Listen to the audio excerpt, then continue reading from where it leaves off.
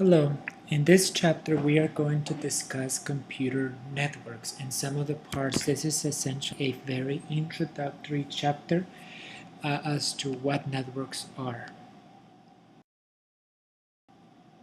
So parts of a network. You can see that you have a node, you have links, you have applications.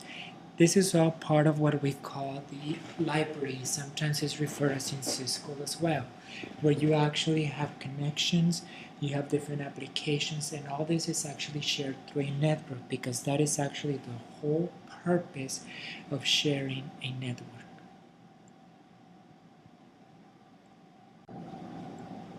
Here's another example where you actually have a host.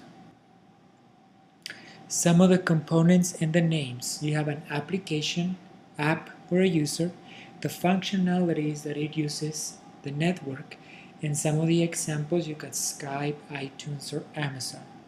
Then you have a host, or an end system, edge device, node, or source, or sink that supports applications. Some of examples include a laptop, mobile devices, or a desktop. Then you have a router, a switch, node, a hub, or an intermediate system that relays messages between links, and an example is an access point that is cable or DSL modem. Then you have the link or the channel which connects the nodes, which we just discussed about, and basically some examples include the wires or the wireless connectivity. There are different types of links. So for example, you have full duplex, which is sometimes called a double duplex that allows communication in both directions, and it's unlike half duplex that allows this to happen simultaneously. Landline telephone networks are full duplex since they are both callers to speak and be heard at the same time, with the transition of 4 to 2 wires that are being achieved by a hybrid or a telephone hybrid. A good analogy of a full duplex system would be a two-lane road with one lane for each direction. In full duplex mode, transmitted data does not appear to be sent until it has been actually received and acknowledged was sent back to the other party. Two-way radios can be designed as a full duplex system, transmitting on one frequency and receiving on another. This is also called frequency division duplex. Frequency division duplex systems can be extended to further distances using pairs of simple repeater stations, because the communications transmitted on one frequency always travel in the same direction. Full duplex Ethernet connections work by making simultaneous use of two physical pairs of twisted or cable, where one pair is used to receiving packets and one pair is used to sending packets, 2 pairs per direction for some types of Ethernet, to a directly connected device. This effectively makes the cable itself a collision-free environment and doubles the maximum data capacity that can be supported by the connection. There are several benefits to using the full duplex over half duplex. First, time is not wasted, since no frames need to be transmitted as there are no collisions. Secondly, the full data capacity is available in both directions because the send and receive functions are separated. And third, you do not have to wait for others to complete their transmission, since there is only one transmitter for each twisted pair.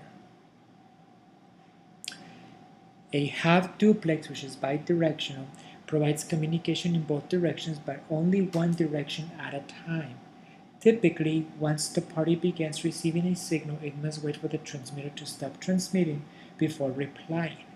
An example of a half duplex system is a two-party system such as a walkie-talkie, wherein one must go over other previously designated command to indicate the end of the transmission, and ensure that only one party transmits at a time because both parties transmit and receive at the same frequency. Good analogy for a half duplex can be one-lane road with traffic controllers at each end.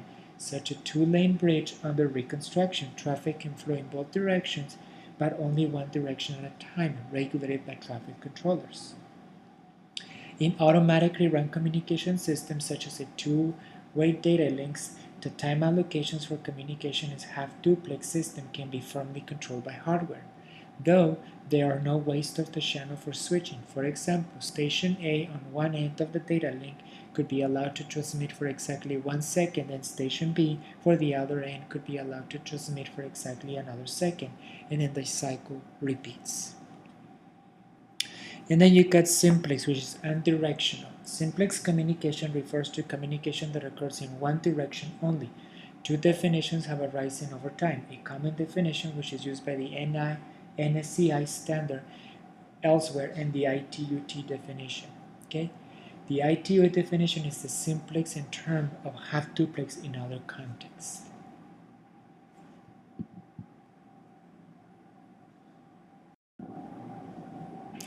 Wireless links.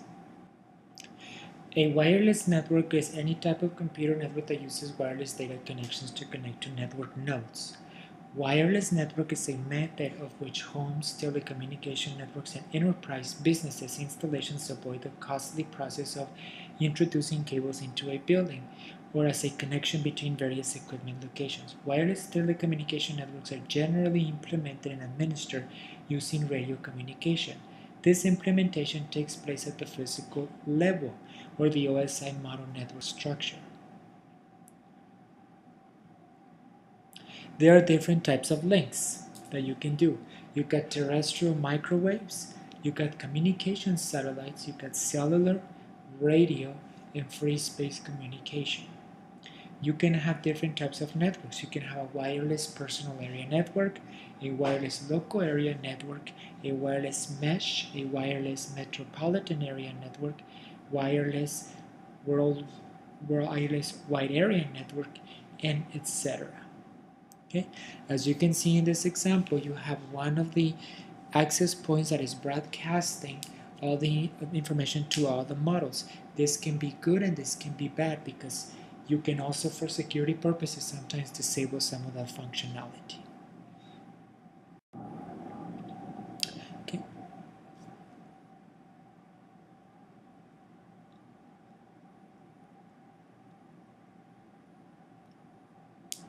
So a small network. Often, sometimes, even when you're at home, you can actually connect two computers and create what is called a small network. You do not need to have a node many times, but it will help.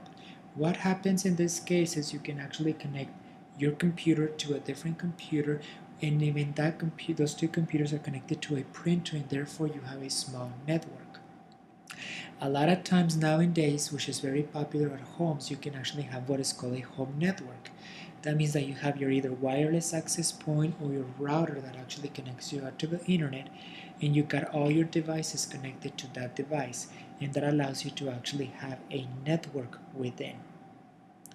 Then next, we're going to be looking at a actually large network. This is actually a case where you actually have a huge network, okay, that connects various places. You can go as far as geographical connections, you can go as metropolitan connections, etc.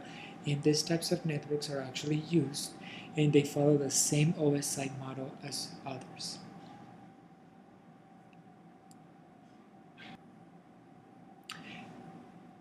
As mentioned before, a computer network or data network is a telecommunication network that allows computers to exchange data. In computer networks, network computing devices pass the data to each other along data connections. The connection between the nodes are established using their cable media or wireless media, or best known computer networks on the internet. Okay? Now, there are different types of networks that you can actually go. Some of the properties is it facilitates interpersonal communications, sharing of files, data, and other types of information, sharing of network and computing resources. Sometimes it may be insecure, okay? And it can interfere with other technologies as well. In order to do a network, you have to understand the different topologies that are out there and how they actually work together, okay? In order to have a network, you will probably have switches, routers, modems, firewall. Again, depending on the type of structure or purpose, you might have different types of network infrastructure. Okay, there are different types of networks. For example, you actually have a personal area network, a local area network, which is something like for a home or business, Home area network, a storage area network, is a SAN, a bunch of computers connected to share files. A backbone network, metropolitan area network, a wide area network, an enterprise private network, a virtual private network, and a global area network. Along with different networks, there's actually scopes: intranets, extranets, internetwork, internet, etc. Some of the examples again, we move forward. We have the Wi-Fi, which is actually considered as 802.11. You have enterprise Ethernet, internet service providers, cable, DSL, mobile phones, 2G, 3G, 4G, and I'm sure we're going to get to 5G very soon. Bluetooth technology, very important, but be very careful with this type of technology because you need to know what's going on, because sometimes it is not as secure, it is wide open. Telephone, satellites, etc.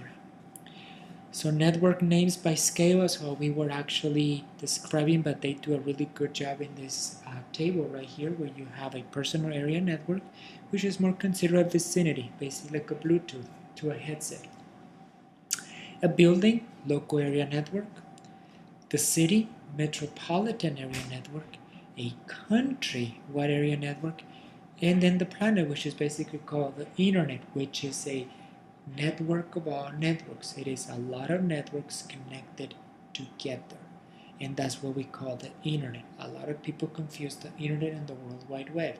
The internet is just a network with many hosts around the world connected. The World Wide Web is your actual web pages that you're actually viewing.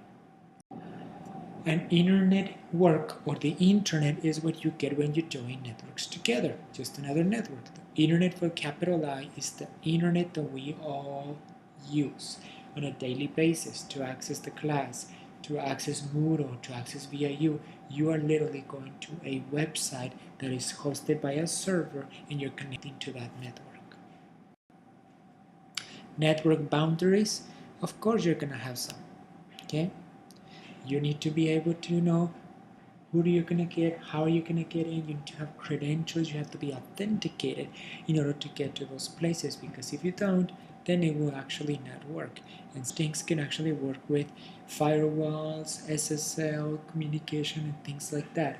That's like even an internet service provider, right? Because an internet, like for example, you might have, like here in the East Coast, Verizon Fios is very popular, where in the West Coast you have Comcast. Those two actually connect together and form boundaries. Cloud. I'm hoping everybody knows what a cloud is and what is the purpose of the cloud. Okay? The actual purpose of the cloud, it is what we actually called a bunch of computers that have files in them, and that they actually share these files with you. Okay? Now, everybody thinks that a cloud is literally what it says, that it's just a cloud, but no, what it is just a bunch of devices connected again, networks out there that you're just accessing. Now, the trick with that is you have to be able to secure this correctly. If you don't know how to secure it, then chances are you will actually have some issues with this. Some key interfaces, you got some applications, and then you got network components, which is basically more of a treatment later on. Okay, network application interfaces, you got sockets that are widely used in practice.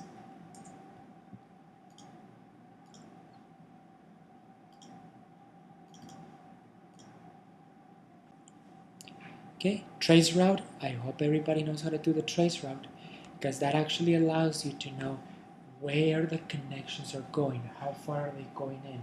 So for example, if you want to trace your connection, it actually tells you where you're headed, what you're doing, how many nodes does it go through, which internet service provider is it going to, which routers is it going to.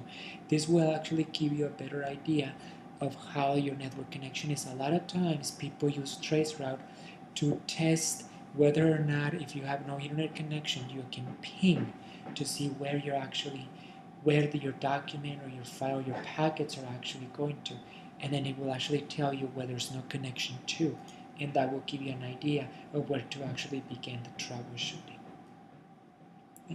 Like I say, this is actually just a quick second lesson of basic networking that will actually help you for this chapter and understand basically what are networks. Okay, thank you.